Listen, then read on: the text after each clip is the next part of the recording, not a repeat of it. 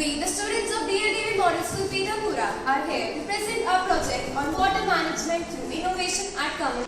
As the world's population continues to shift from rural to urban areas, the natural drainage systems are being replaced with impermeable concrete that can absorb only 10% of the rainfall. These drainage systems are unable to keep up with the increase in precipitation events linked to climate change. To overcome this problem, we can use porous asphalt in construction work to conserve water, which can be directed to groundwater and increases the water level. Porous asphalt is a type of cement which drains water from its surface. It can absorb up to 4,000 liters of water in a minute.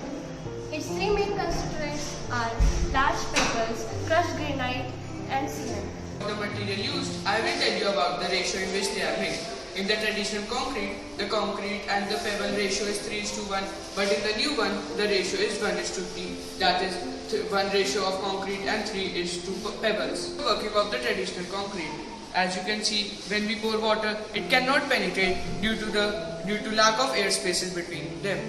There is a permeable layer on the top which allows water to pass through it and fed into the drainage system. As you can see, it can absorb water easily up to 500 ml in a minute.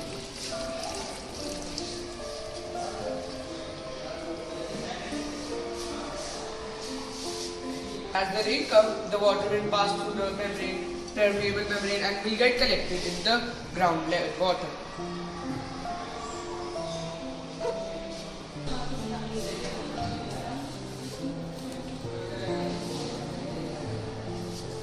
This type of cement can be used in parking areas, roads, residential areas, and greenhouses.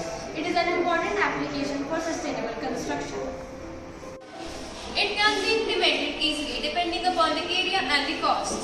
The cost of implementing this project can alter from place to place and factors to factors like weather conditions, traffic handling capacity, etc.